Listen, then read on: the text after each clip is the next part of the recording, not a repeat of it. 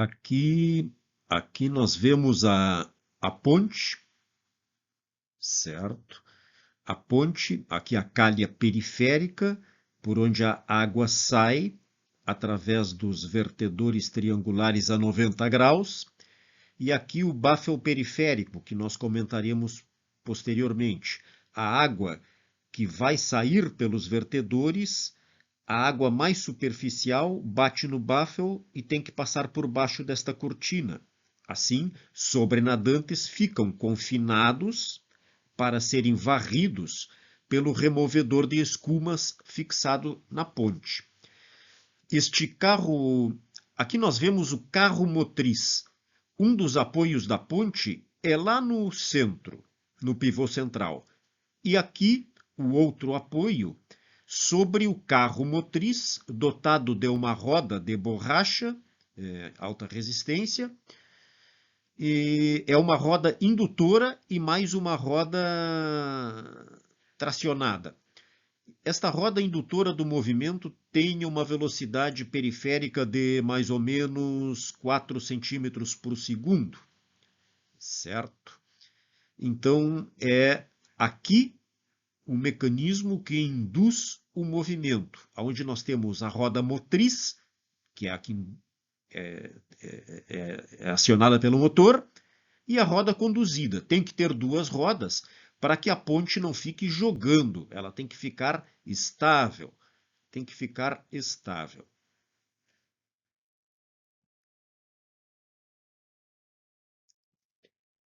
Nós vemos aqui uma representação, que é um corte do vídeo que pode ser acionado nas páginas iniciais do capítulo 13. Nós vemos a ponte móvel,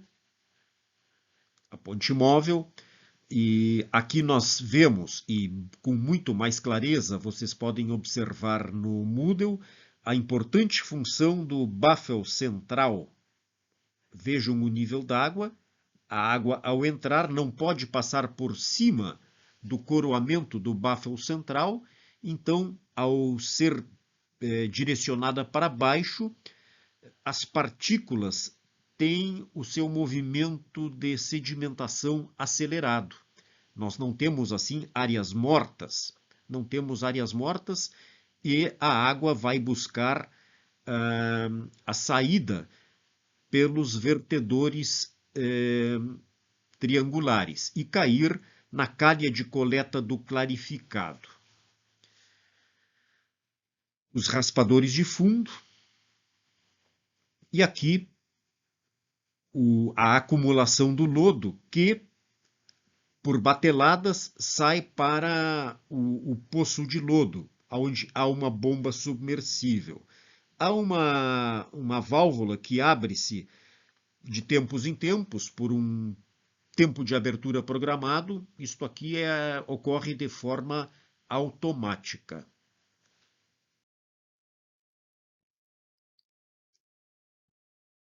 Aqui nós vemos a calha periférica com a aproximação do varredor de escumas. Ele vem trazendo o material, aqui até que não há tanto material flutuante a ser removido. Aqui está havendo um lento movimento de aproximação, e aqui é um plano inclinado abaixo da linha d'água. Então, aquela cortina, ao se aproximar, ela é articulável, ela encosta num plano inclinado, que aqui nós não vemos, e vem trazendo aquela nata de sobrenadante para precipitar-se na caixa de coleta de sobrenadantes.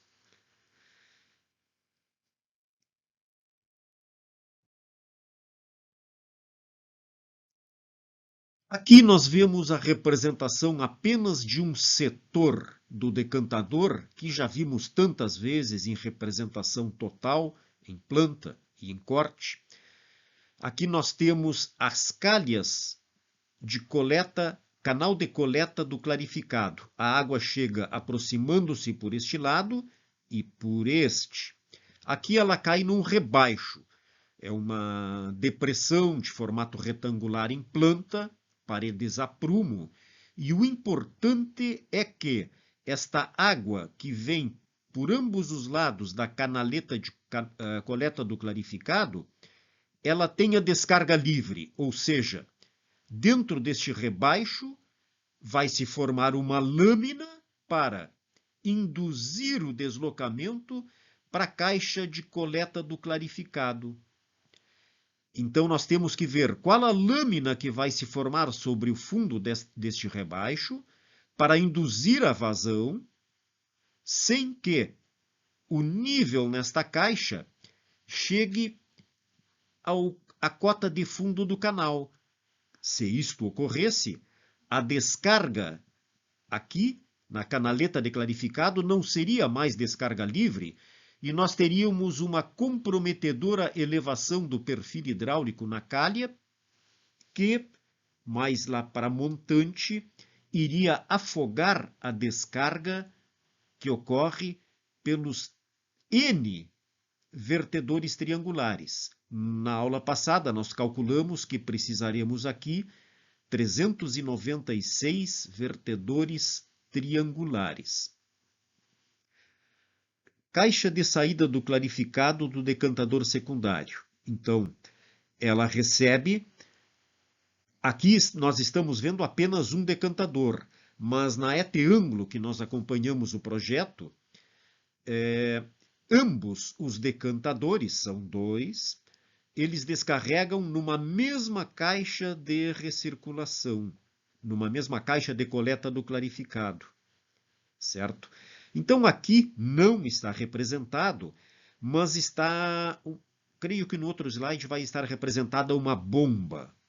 Em princípio, quase todo o tempo, este clarificado que cai nesta caixa segue o curso para a unidade seguinte, se houver, ou para disposição no corpo receptor licenciado.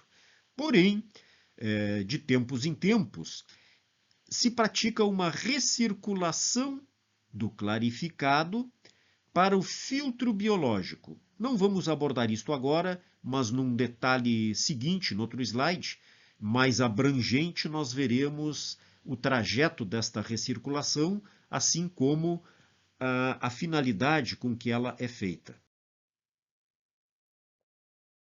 Aqui. Então, aqui já praticamente a mesma representação de apenas um setor de um dos decantadores, a ET-ângulo teria dois. Então, aqui, a saída do clarificado para a caixa de coleta do efluente final do decantador secundário, ou seja, do clarificado do decantador secundário. Bem, então aqui a bomba, uma bomba afogada, que vai direcionar para ingresso no filtro biológico. Mais adiante nós veremos o trajeto então desta linha verde e a finalidade com que é feita a recirculação.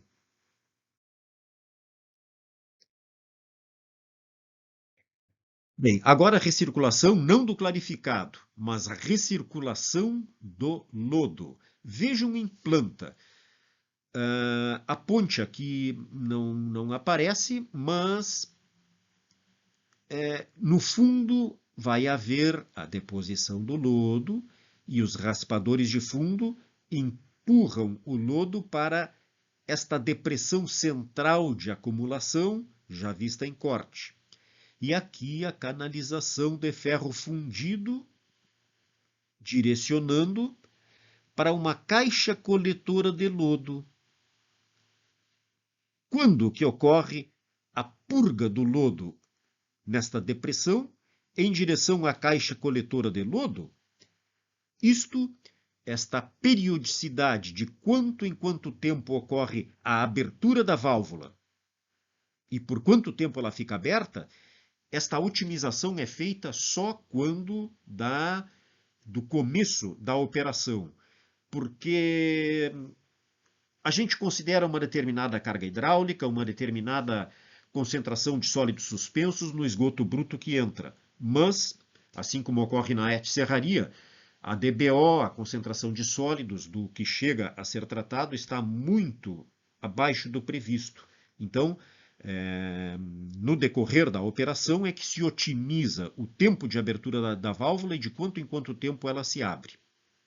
Aqui, esta seta verde está indicando que o lodo que é acumulado aqui, ele é direcionado, como diz aqui no texto, para os reatores. No caso da ET-ângulo, eram 4 reatores WASB. 4 reatores WASB. Esta bomba, quase sempre que a gente projeta bombas para água e para esgoto, nós temos a bomba reserva, certo? Aqui não é necessário, certo? Se houver uma falha momentânea, ela poderá ser consertada e durante algum tempo o decantador vai trabalhar em sacrifício, devemos reconhecer, porque aquela depressão central chegará na cota máxima e o lodo vai começar a ganhar altura naquele plano inclinado que converge em direção à depressão central.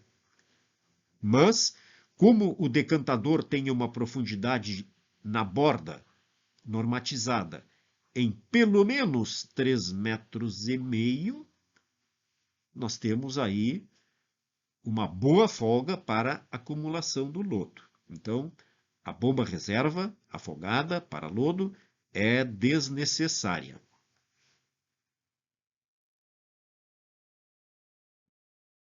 Agora em corte. Então, esta imagem é obtida do vídeo.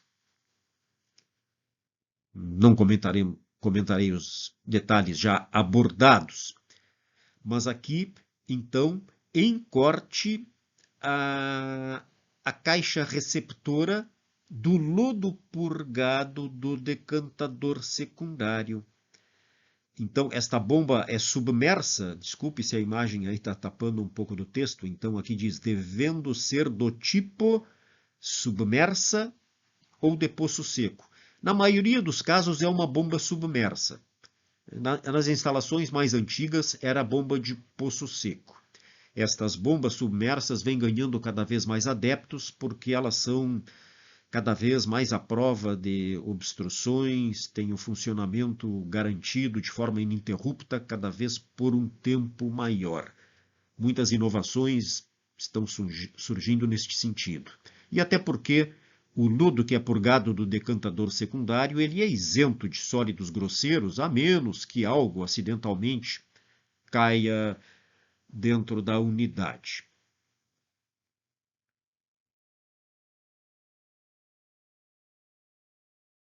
Aqui, a tubulação de sucção e recalque do lodo. Esta tubulação que direciona o lodo biológico purgado dos 2 decantadores para uma repartição entre os WASB existentes. Então, essa descarga do lodo do fundo vai para a nossa caixa coletora de lodo. E esse detalhe vocês poderão observar num conjunto de plantas de projeto executivo. Eu destaquei aqui em amarelo, porque no Moodle eu não estou seguro se já carreguei plantas de um projeto executivo, aonde vocês poderão observar em detalhe plantas tamanho A1, maximizando-as, vocês poderão ler cada detalhe relativo a um decantador secundário e também a outras unidades de tratamento. Creio que por aqui nós encerraremos. Eu desejo a vocês uma produtiva semana acadêmica e segunda-feira nós não teremos aula, até porque eu tenho uma defesa de plano coincidindo com o horário de nossas aulas. Começa às 2h, mas deverá ir até às 4h, pouco depois. Então, quem estiver no IPH, na segunda-feira, que se segue ao feriado do dia 20, às 14h, a defesa será presencial e é um plano de mestrado que abordará vantagens da recirculação da água de retrolavagem de filtros rápidos à cabeceira de planta, ao invés de mandarmos esta água com tantos sólidos suspensos para os corpos receptores. Era isto, ficamos por aqui então.